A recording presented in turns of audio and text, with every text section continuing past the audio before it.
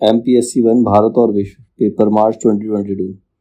Question number 3, भारतीय विदेश नीति को बनाने में सामाजिक आंदोलनों, गैर सरकारी संस्थानों और विशेषज्ञ समूहों की क्या भूमिका है। जब भारतीय विदेश नीति बनती है उसमें सोशल आंदोलन जो थे, जितने भी थे, सोशल रिवॉल्यूशन, गैर सरकारी संस्थान NGOs और विशेषज्ञ समूह की उनकी क्या क्या, विदेशी विशेषज्ञ समूह मतलब थिंक टैंक्स, जो उनकी क्या क्या रोल रहे हैं, क्या क्या भूमिका रही है, वो बताना है। आंसर है ये, जो स्वतंत्रता से पूर्व भारत को अनेकों स्वतंत्र एवं गैर सरकारी संगठनों के निर्माण का प्रचलन शुरू हो गया था।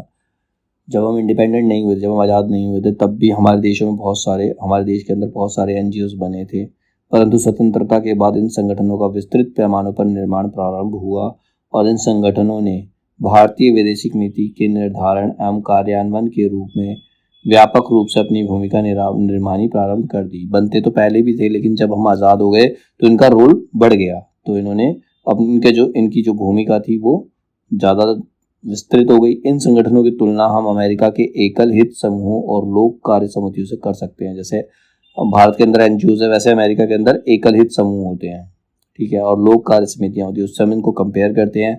ये समूह जहां एक तरफ किसी भी देश की आंतरिक नीति को प्रभावित करते हैं, वहीं दूसरी तरफ वैदेशिक नीति को भी प्रभावित करते हैं।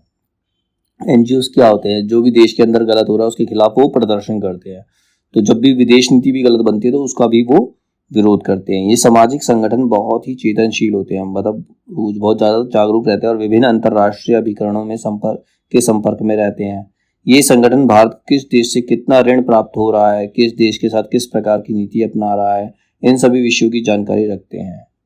डियागो गार्सिया में जब अमेरिका ने अपना विशाल जहाजी बेड़े को भेजना प्रारंभ किया तो इन संगठनों को जानकारी विदेशी अभिकरणों से हो गई और इन संगठनों ने विरोध करना प्रारंभ कर दिया। जब अमेरिका ने अपने जो जहाज थे हमारे यहाँ भेजने शुरू किए तो जो हमारे ऑर्गेनाइजेशंस थी उनको इसकी इंफॉर्मेशन मिली और उन्होंने इनका विरोध किया। आंतरिक क्षेत्र में उत्तरांचल में चिपको आंदोलन और दक्षिण में विश्व बैंक पोषित नर्मदा परियोजना का विरोध करना विभिन्न संगठनों ने प्रारंभ कर दिया। इससे भी भारत की विदेशी नीति प्रभावित होने लगी।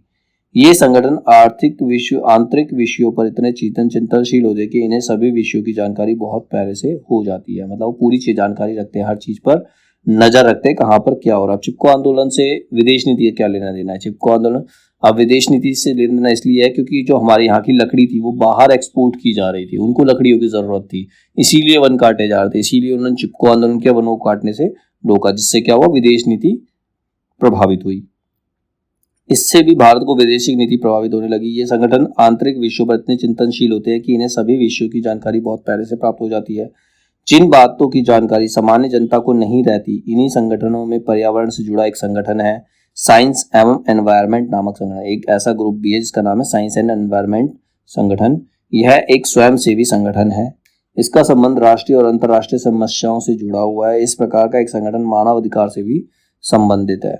मानव अधिकार के संबंध में बाह्य तथा आंतरिक क्षेत्र की भूमिका निभाता है। भारत में विदेशी कंपनियां जब पर्यावरण को दूषित करना प्रारंभ कर देती, मतलब बाहर से जो कंपनियां आती है जब वो ज्यादा पॉल्यूशन क्रिएट करती है तो ये संगठन उसके विरोध में अभियान छेड़ते हैं।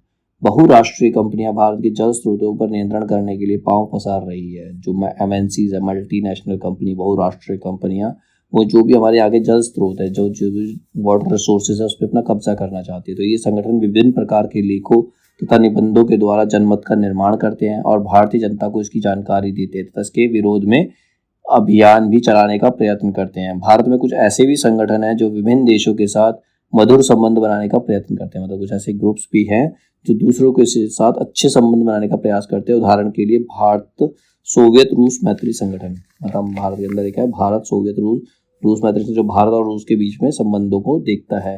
इस संगठन ने भारत और सोवियत रूस के बीच संबंधों को मधुर बनाने में अग्रणी भूमिका निभाई है। भारत और पाकिस्तान के बीच मित्रता में वृद्धि करने के लिए भारत पाकिस्तान मित्रता संगठन ने महत्वपूर्ण कार्य किया है।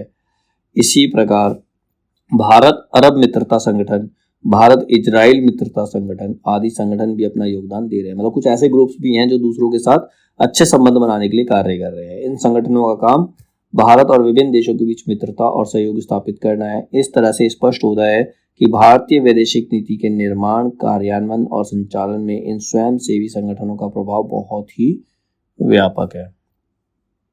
भारत की वैदेशिक नीति के निर्माण में प्रक्रियागत क्रियाकलापों के निर्धारण एवं निश्चयन में सामाजिक एवं व्यापारिक समूहों की महत्वपूर्ण भूमिका रहती है। मतलब जब हम भारतीय विदेश नीति का निर्माण करते हैं तो उसके निर्माण के अंदर जब हम उसको प्रोसेस में लेके आते हैं तो उसके अंदर सामाजिक और व्यापारिक जो समूह होते हैं उनका जो रोल होता है वो इम्पोर्टेंट होता है, क्योंकि भारतीय सामाजिक परिवेश भी भारत की विदेशिक नीति के निर्धारण एवं संचालन में व्यापक भूमिका निभाता है। भारत धर्म बहुल देश है, मतलब भारत में बहुत सारे धर्म हैं। भारत में मुस्लिमों की आबादी 12% है।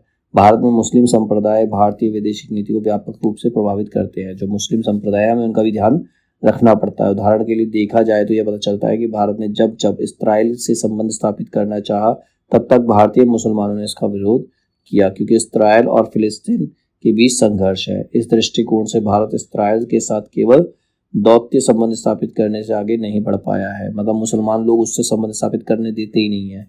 दूसरा उदाहरण हम देखें तो पता चलता है कि जब अमेरिका ने अफगानिस्तान में आतंकवादी को समाप्त करना प्रारंभ किया तो भारतीय मुसलमानों ने कोका कोला तक पीना बंद कर दिया। मतलब जो भारतीय मुसलमानों ने उसका विरोध किया, क्योंकि जब अमेरिका में अफगानिस्तान में क्या ज़्यादातर मुस्लिम है, जब उन्होंने अफगानिस्तान पर आतंकवादियों पर हमला किया तो भारत के जो मुसलमान थे उन्होंने उनकी जो कंपनी है उनकी कंपनी कोका कोला उसको पीना बंद कर दिया। तीसरे उदाहरण के रूप में देखें तो पता चलता है कि भारतीय मुसलमान इराक के प्रति कितनी सहानुभूति रखते। जब अमेरिका ने इराक पर 2003 में आक्रमण किया तो भारतीय मुसलमानों ने इसका व्यापक विरोध किया।